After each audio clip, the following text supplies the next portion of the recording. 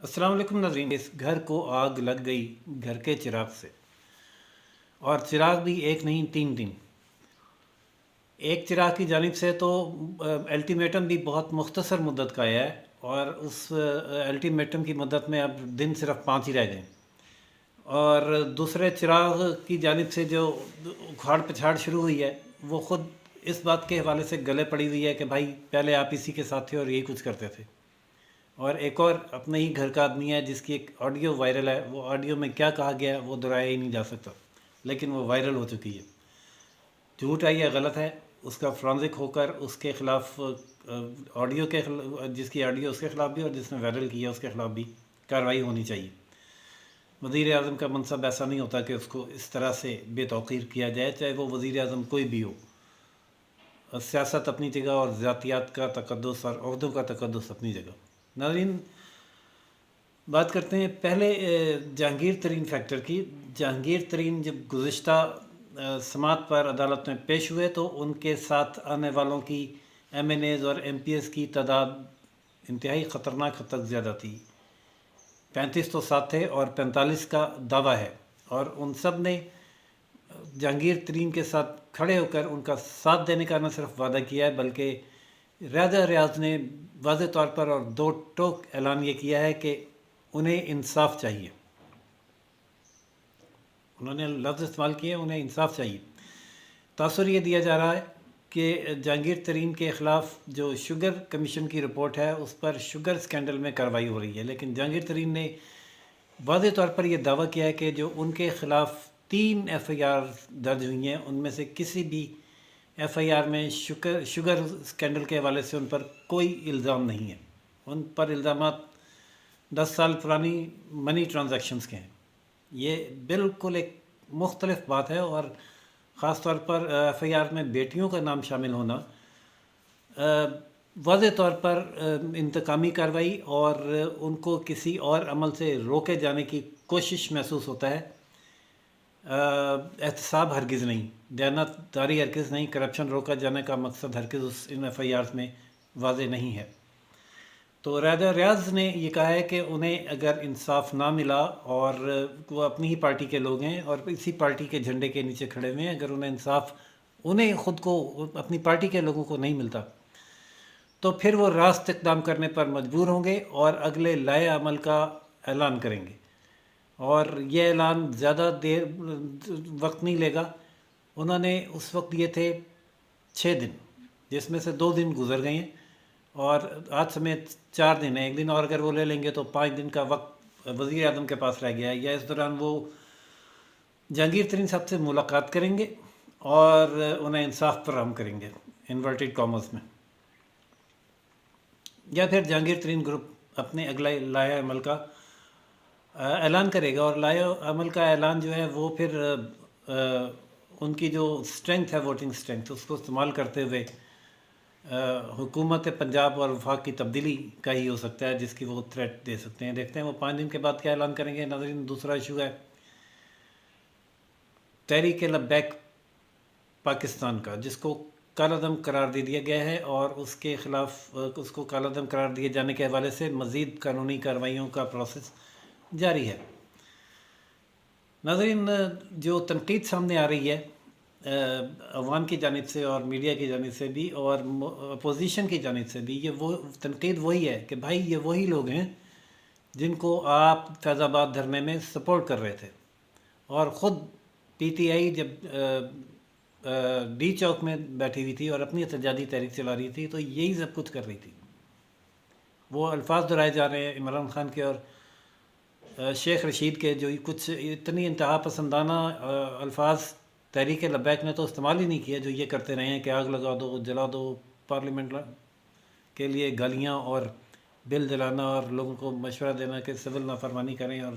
بیرون ملک مقیم پاکستانی ہنڈی کے ذریعے پاکستان پیسے بھیجیں۔ یہ ساری باتیں بھی بغاوت کے زمرے میں آتی ہیں، لیکن اس وقت کی حکومت نے ان لوگوں کے خلاف کوئی ایسی سخت کارروائی اس لیے نہیں کی کہ بہرحال یہ احتجاج پہ تھے بطور اپوزیشن، اور اب جب انہیں احتجاج کا سامنا ہے تو اس کو ہینڈل کرنے کے بجائے اس میں مزید خرابیاں پیدا کرنے کے در پہ ہیں. ہینڈلنگ ایسے بنتی ہے کہ اس ہنگامہ آرائی کے دوران جس نے جس طریقے سے قانون ہاتھ میں لیا، کسی کے املاک کو آگ لگائی یا کسی کو مارا،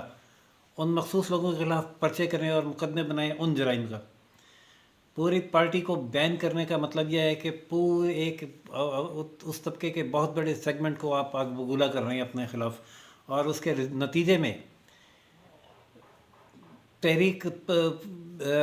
کالعدم بھی ہو جائے تو وہ ڈیزالو یا ویپوریٹ تو نہیں ہوتی، لوگ تو وہیں رہتے ہیں، انسان وہیں رہتے ہیں.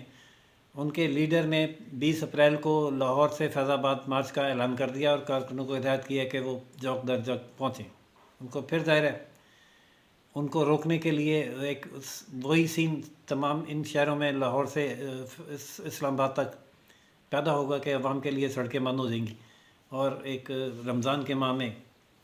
مشکلات کا سامنا کرنا پڑے گا سب کو. خوف اتنا ہے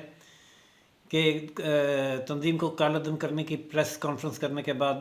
جناب وزیر داخلہ شیخ رشید احمد صاحب نے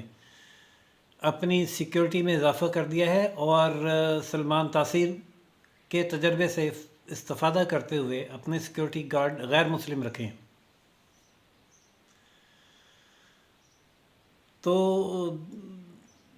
جب صورتحال اس قدر سنگین ہو جائے تو اس کا مطلب ہے کہ حالات قابو میں یا کنٹرول میں نہیں ہیں. قابو یا کنٹرول میں یہ تب ہوتے ہیں جب آپ بلا خوف و خطر اپنے فرائض منصبی سر انجام دینے کی پوزیشن میں ہوں. کہنا تو حکومت کا یہ ہے کہ ہم کسی کو قانون ہاتھ میں نہیں لینے دیں گے اور قانون ہاتھ میں لینے دینا بھی نہیں چاہیے. دیکھتے ہیں کہ حکومت اس لاقانونیت کو کتنی دانش مندی سے ڈیل کرتی ہے. جو بھی آگے سچویشن ہوگی اس سے ہم آپ کو آگاہ کرتے رہیں گے. ناظرین، ایک اور جو خطرناک صورتحال ہے وہ سوشل میڈیا پر ایک آڈیو علی زیادی صاحب کی کہا جا رہا ہے کہ یہ وہ آڈیو ہے اور وائرل ہوئی ہے جس میں وزیر اعظم کے لیے انتہائی غلیظ زبان استعمال کی گئی ہے جو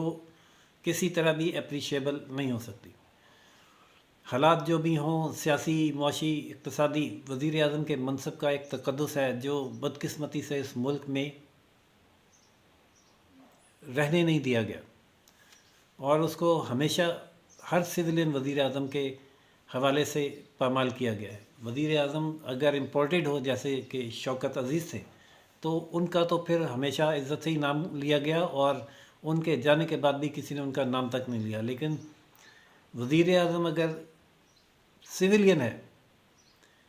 ذوالفقار علی بھٹو سے لے کر اسکندر مرزا سے لے کر ذوالفقار علی بھٹو سے لے کر وزیر اعظم عمران خان تک، اس نے جب بھی عوامی قوت استعمال کرنے کی کوشش کی اور اپنی ورتھ کو سمجھنے اور استعمال کرنے کی کوشش کی، اس کے ساتھ ایسا ہی بدترین سلوک کیا گیا. لیکن جو سلوک موجودہ وزیر اعظم کے ساتھ سامنے آ رہا ہے پتہ نہیں کون کر رہا ہے، واللہ عالم. اس قدر غلیظ گالیاں آج تک کبھی کسی وزیر اعظم کو اس طرح سے دے کر اس کی آڈیو لیک یا وائرل نہیں کی گئی. حکومت اس کو معاملے کو بالکل لائٹ نہ لے اور اس کو فیک کہہ کے کارپیٹ کے نیچے نہ ڈال دے. اس کی تحقیقات باقاعدہ ہونی چاہیے جس کی اگر وہ واقعی درست ہے، کوئی تو بیٹھا ہے جس میں یہ آڈیو یہ باتیں کی ہیں اور وہ ریکارڈ ہو گئی، ہو سکتا ہے شاید اس کو پتہ نہ ہو کہ ریکارڈ ہو رہا ہے لیکن اس نے یہ کی ہیں باتیں. تو جس نے آڈیو ریکارڈ کیا، جس نے لیک کیا، اس کے مقاصد کیا ہیں اور وزیر اعظم کے منصب کو اس طرح سے بے توقیر کیوں کیا گیا. چلو اپنی توقیر کے بہانے ہی ایک دفعہ وزیر اعظم کے منصب کی توقیر آپ محفوظ بنا دیں تو یہ آپ کے آئندہ کے لیے بھی اور آنے والے وزراء کے لیے بھی مستقبل میں ایک اچھا اقدام ہوگا. ماضی کے وزیر اعظم کے ساتھ تو جو وہ ہو چکا اور وہ خود آپ نے بھی کیا، کنٹینر پہ کھڑے ہو کے بھی کیا اور کنٹینر کے بعد بھی ان عہدوں کے لیے چور ڈاکو سے کم لفظ کو استعمال نہیں کیا. لیکن چور ڈاکو پھر بھی چلو ٹالریبل ہیں کہ آپ سیاسی مخالفت میں ان کے کردار کو ملائن کر رہے ہیں، لیکن غلیظ گالیاں کسی طرح سپورٹڈ نہیں ہو سکتی. میں بالکل بھی پی ٹی آئی کا سپورٹر نہیں ہوں، لیکن مجھے اگر یہ باتیں اتنی بری لگ رہی ہیں، وہی آڈیو مجھ سے برداشت نہیں ہو رہی، تو اندازہ لگائیں کہ پھر وہ کیا آڈیو ہوگی اور کیا اس میں کہا گیا ہے۔ ناظرین، جو بھی اپڈیٹ ہوگی ان تینوں ایشوز کے حوالے سے، اس سے ہم آپ کو آگاہ کرتے رہیں گے۔ چینل لائک، سبسکرائب اور شیئر کرنا نہ بھولیے گا۔ اللہ حافظ۔